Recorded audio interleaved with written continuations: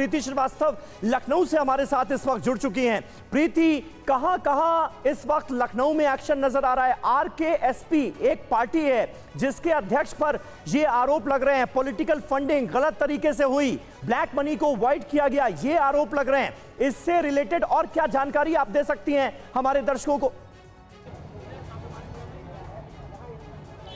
बिल्कुल, मैं आपको बता दूं कि इस समय हम गोपाल राय राष्ट्रीय क्रांतिकारी के जो पार्टी के जो उपाध्यक्ष हैं उनके घर के बाहर खड़े हैं और आप ये देख सकते हैं कि उनके घर पर आईटी की जो रेड है वो चल रही है। 4 घंटे से ज़्यादा का समय हो चुका है और यहाँ पर उन पर यह आरोप है कि इनकम टैक्स चोरी और ब्लैक मनी को वाइट मनी करने का आरोप है और साथ ही जो राजनीतिक पार्टियों को, छोटी छोटी जो पार्टियां होती हैं, चंदा लेके उसके इनकम टैक्स चोरी का जो आरोप है वो गंभीर आरोप इन पर लगा हुआ है। और 8 जो इनकम टैक्स अधिकारियों की जो टीम है वो यहाँ पर पहुँची हुई है और अभी भी जो है छापेमारी जो है वो चल रही है। और मैं आपको दिखाऊं, ये जो इनका घर है, ये जो आप तस्वीर जो हमारे दर्शक देख पा रहे हैं, ये गोपाल रॉय की तस्वीर है। इनके घर के बाहर पोस्टर्स लगे हुए हैं और इस पोस्टर्स में आप देख सकते हैं कि बड़े बड़े नेताओं के साथ इनकी फोटो आपको देखने को मिल जाएगी। तो कहीं ना कहीं दबाव बनाने की कोशिश भी यहाँ पर लोग कह रहे थे कि यहाँ पे दबाव बनाने की कोशिश भी ये करते थे। एक महिला यहाँ पर आई थी, उन्होंने कहा कि उसका आरोप था कि उन्होंने उसका घर भी कब्जा कर लिया। तो बहुत सारे आरोप जो है वो उन पर लगाए जा रहे हैं। हालांकि इनकम टैक्स की जो रेड है वो यहाँ पर चल रही है और इनकम टैक्स चोरी के साथ साथ इनके कई सारे जो एनजीओ हैं वो भी यहाँ पर चलते हैं और जिस एनजीओ में धोखाधड़ी की कई सारी जो शिकायतें हैं वो भी यहाँ पर हैं, जिसके कारण जो ये रेड है वो पूरी रेड चल रही है। ये कहा जा रहा है कि दिल्ली से इनपुट मिले थे और दिल्ली से इनपुट मिलने के बाद यहाँ पर जो इनकम टैक्स के जो अधिकारी थे वो आज सुबह यहाँ पर पहुँचे थे और उसके बाद यहाँ पर रेड शुरू की गई थी। ये आप देख सकते हैं, ये उनका आवास है पूरा, ये 3 मंजिलों का आवास है यहाँ पर। और इनकम टैक्स और पुलिस के जो अधिकारी हैं वो अंदर बैठे हुए हैं और ऊपर वाले पोर्शन में जो गोपाल राय हैं वो खुद मौजूद हैं और वो वहां पर रेड चल रही है। इनके जी बिल्कुल, जो सदस्य तस्वीरों में देखा जा सकता है कि किस तरह से आईटी की ये रेड अभी भी जारी है और बड़े पैमाने पर ये बात निकलकर सामने आ रही है कि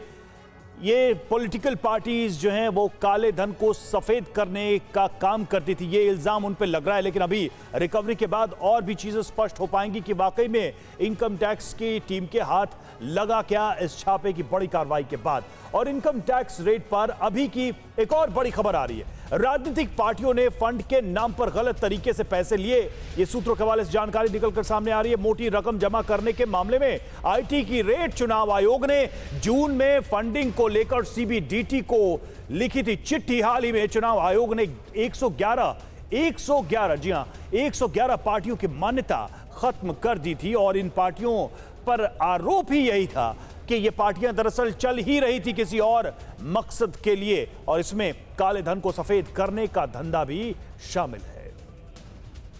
मकरंद हमारे साथ इस वक्त भोपाल से हमारे सहयोगी जुड़े हैं। मकरंद, मध्य प्रदेश से क्या खबरें निकलकर आ रही हैं? आईटी के रडार पर कौन कौन है?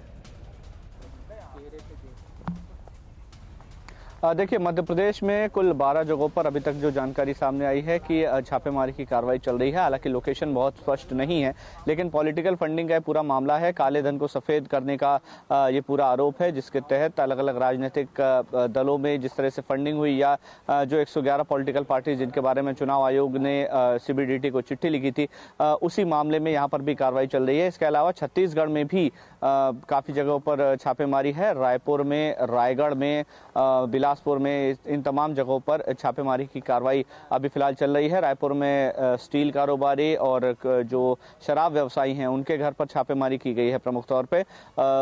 मध्य प्रदेश में भी कुछ जगहों पर छापेमारी है, लेकिन लोकेशन अभी क्लियर नहीं है। संभवतः बहुत इंटीरियर या छोटे पैमाने पर ये छापेमारी है, क्योंकि जो देश भर में 100 से ज़्यादा टीमें छापेमारी कर रही हैं वो बहुत ग्रास रूट लेवल पर और बहुत छोटी छोटी टीमों में ये कार्रवाई चल रही है।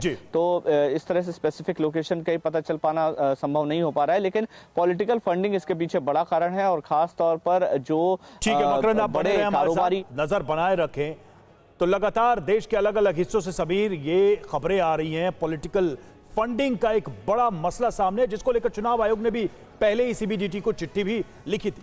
बिल्कुल सही बात है और पूरी प्लानिंग के साथ इन रेड्स को अंजाम दिया जा रहा है देश के अलग अलग शहरों में। आईटी का ये पैन इंडिया एक्शन है और उसकी पैन इंडिया कवरेज इस वक्त आप देख रहे हैं। हमारे एक और सहयोगी किशोर हमारे साथ मौजूद हैं उत्तराखंड के देहरादून से, जहां पर भी रेड चल रही है। किशोर, देहरादून में कितना एक्शन नजर आ रहा है इनकम टैक्स का? देखिए, जो आईटी की रेड है, जो जानकारी के मुताबिक हरिद्वार और रुड़की में भी रेड चल रही है, क्योंकि राजस्थान के जिस व्यक्ति का ताल्लुक बताया जा रहा है, फैक्ट्रियां बताई जा रही है, तो हरिद्वार और रुड़की में सिरकुल एरिया है, वहां पर इनकी फैक्ट्रियां हो सकती है और वहां पर जानकारी के मुताबिक रेड चल रही है। देहरादून में अगर बात करें तो देहरादून में राजपुर रोड और चक्रौता रोड में जो प्रॉपर्टी डीलर्स है उनके यहाँ पे आईटी की रेड चल रही है।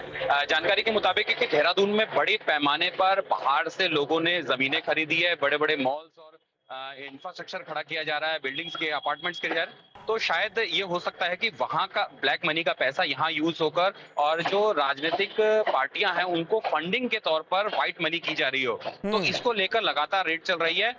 जानकारी, क्योंकि एक लोकल पुलिस को भी इस बारे में भी जानकारी नहीं है, क्योंकि फोर्स उनसे नहीं ले गया गया है, तो जाहिर सी बात हो सकता है कि जो देहरादून की आईटी की टीमें हैं उनके साथ ही मिक्स होकर ये रेड की गई है। चलिए, आप नजर बना रखें। तमाम सहयोगी अलग अलग राज्यों से हमारे साथ जुड़े हुए, तो उन सबका बहुत बहुत शुक्रिया।